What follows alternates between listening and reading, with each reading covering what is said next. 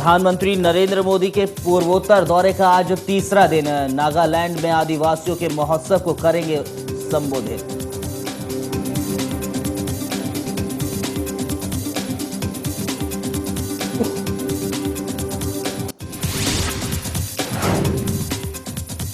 पाकिस्तान में विपक्ष के नेता इमरान खान ने दी चेतावनी, 16 दिसंबर को पूरे देश को कर देंगे बंद। इमरान ने की मांग, 2013 में आम चुनाव में हुई थी गड़बड़ी, उसकी हो जांच।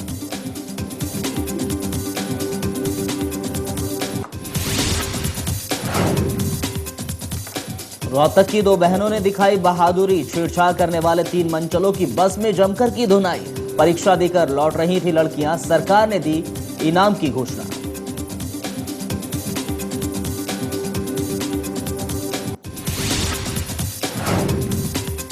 एक्ट्रेस गौहर खान को एक युवक ने जड़ा थप्पड़।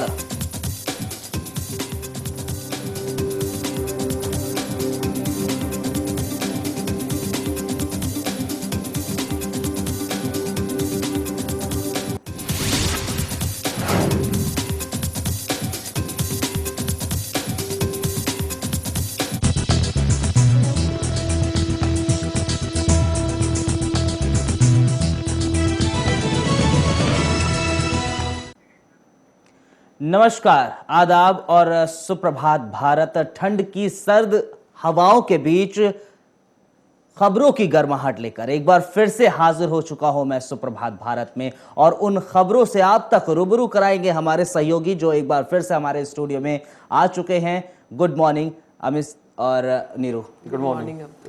सबसे पहले नीरू, आप हमें बताइए कि आज हम कौन सी वो खबरें हैं जिन पर नजरें रखने वाले हैं, जिनसे रूबरू करा रहे हैं हम अपने दर्शकों को। सबसे पहले हम बात करेंगे मोदी की, जिस तरह से मोदी ने डीजीपी जो सम्मेलन में बोला है और पुलिस को जो अपनी पुलिस के बारे में जो बोला है। उसके बाद हम बात करेंगे अमित शाह की। अमित शाह ने जो ममता सरकार पर सीधा सीधा हमला बोला है।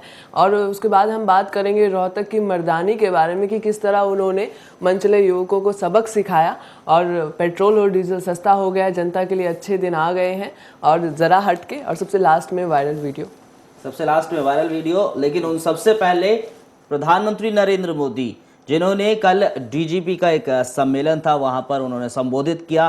क्या कुछ खास रहा उस सम्मेलन में और उस खबर को किस तरीके से आज अखबारों ने प्रमुखता दी है, उसको तफसील से बताएंगे नीरू, किस तरीके से इस खबर को प्रमुखता दी गई है अलग अलग अखबारों में। जी अब्दुल, बिल्कुल। अगर बात करें दैनिक भास्कर की तो इसमें सबसे फ्रंट पेज पर इस खबर को जगह दी गई है। इसमें लिखा है कि देश को अब स्मार्ट पुलिस चाहिए और कारगर खुफिया नेटवर्क भी।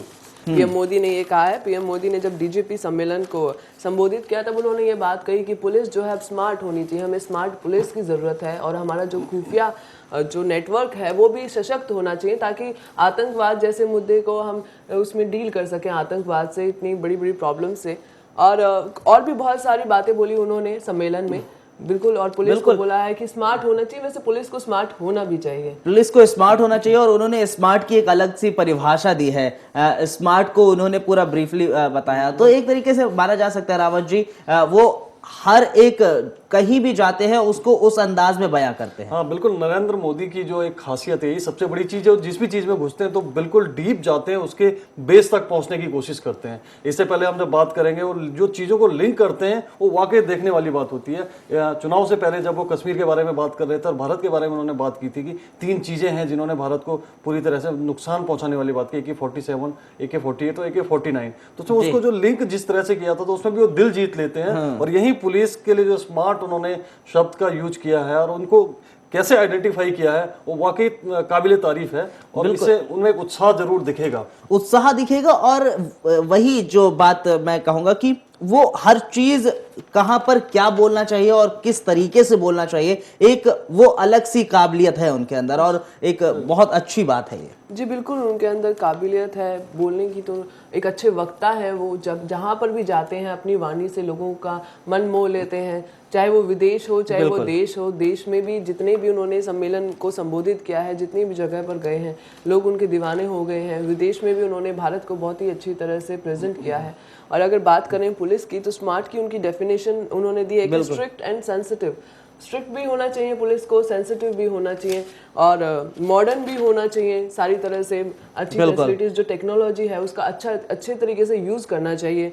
साथ ही अकाउंटेबल भी होना चाहिए, अलर्ट भी होना चाहिए और रिलायबल भी होना चाहिए, भरोसा भी करे जनता उन पर और वो अलर्ट भी हो, जब जहाँ पर भी जो भी घटना हो जल्दी से जल्दी पहुँचे और ट्रेंड भी उन्हें पता हो। मतलब ट्रेंड एंड टेक्नो से भी होना चाहिए, ये होना टी की उन्होंने डेफिनेशन दी। उन्होंने डेफिनेशन दी है। तो अगर बात करें तो उन्होंने बहुत ही अच्छी तरह से एक स्मार्ट की डेफिनेशन दी है पुलिस को, ताकि उन्हें वो भी पता कर सके लेकिन ये हाँ, लेकिन ये इस स्मार्ट का मतलब क्या माना रावत जी?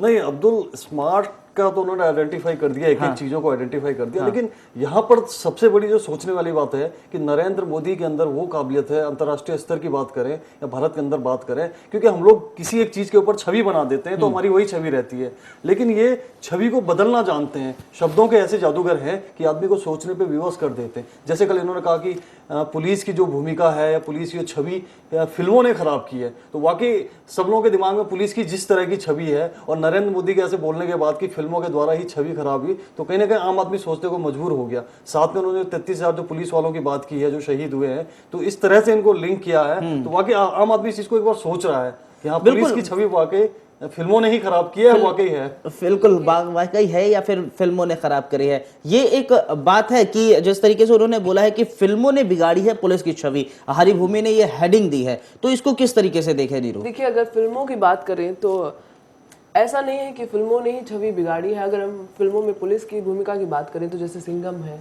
दबंग है, बहुत अच्छी अच्छी फिल्में आई हैं पुलिस पर, उस पर पुलिस को बहुत अच्छी तरह से दिखाया भी गया है। ये पहले की बात होती थी कि हमेशा दिखाया जाता था कि कोई भी घटना के बाद लास्ट में पुलिस पहुंचती थी, हर जगह बोला भी जाता था। लेकिन अब का जो दौर है, अब की आप कितनी सारी आप फिल्में देख सकते हैं। नहीं, तो शायद यही एक छवि थी जो उन्होंने कहा है कि फिल्मों ने बिगाड़ी है, कि पुलिस लेट पहुंचती है। हाँ बिल्कुल, ये पहले भी होता है। अगर सिंघम की आपने बात की, या सिंघम के अलावा शायद ही 2-4 ऐसी फिल्में होंगी जो अपवाद के तौर पे आप बोल सकते हैं। वैसे ज्यादातर फिल्मों में यही दिखाया जाता है कि पुलिस मौके वारदात पे तभी पहुंचती है जब सब कुछ खत्म हो जाता है। जी बिल्कुल, पहले की फिल्मों में जिस तरह से मैं बोल रही हूँ, या अभी भी कुछ फिल्मों में दिखाया जाता है कि कोई भी चीज हो जाती है, लास्ट में बोला जाता है कि पुलिस आ गई और वो अरेस्ट करके ले गई आरोपी को। तो पुलिस का काम सिर्फ इतना दिखाया जाता था कि आरोपी पहले से डिक्लेयर हो जाता था और वो आकर नहीं, तो अब ये माना जा सकता है कि इस बयान के बाद, प्रधानमंत्री के इस बयान के बाद, क्या फिल्मों में पुलिस की छवि है वो भी चेंज होगी?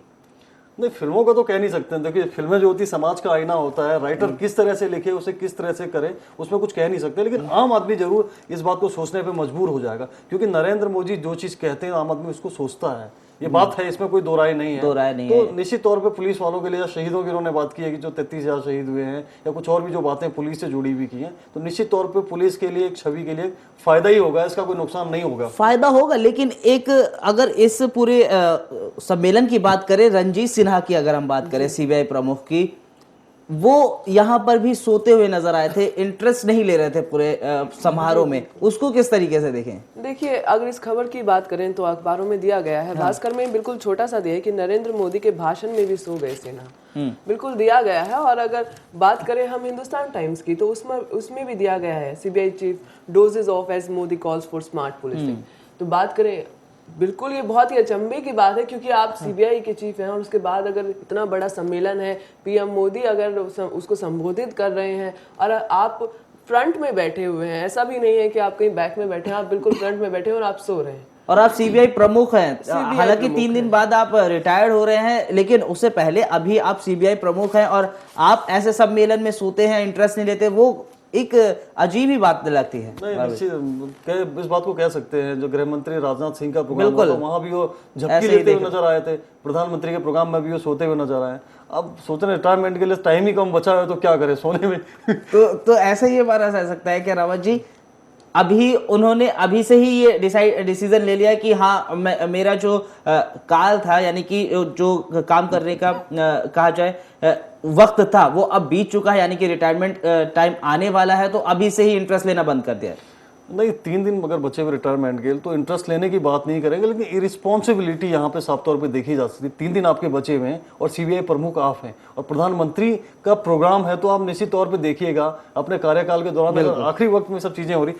बहरहाल और जहाँ पीएम मोदी कह रहे हैं कि पुलिस को स्मार्ट होना चाहिए, अलर्ट होना चाहिए, वहां पर अगर सीबीआई प्रमुख ही सोते हुए मिले वो अलर्टनेस दिख रही है। इससे बड़ी स्मार्टनेस क्या हो सकती है? वही कहा जा सकता है, इससे बड़ी स्मार्टनेस क्या हो सकती है। इस खबर को वैसे अगर बात की जाए तो हर एक अखबार ने प्रमुखता दी है, सबसे फ्रंट पेज पे छापा है इस खबर को। जिस तरीके से प्रधानमंत्री नरेंद्र मोदी ने सम्मेलन किया था, लोगों को संबोधित किया था, अधिकारियों को संबोधित किया था, और इन खबर के बाद और भी बहुत सारी खबरें हैं जिनको प्रमुखता दी गई है। उनमें से कुछ खबरें आपसे उनको रूबरू कराएंगे एक छोटे से ब्रेक के बाद।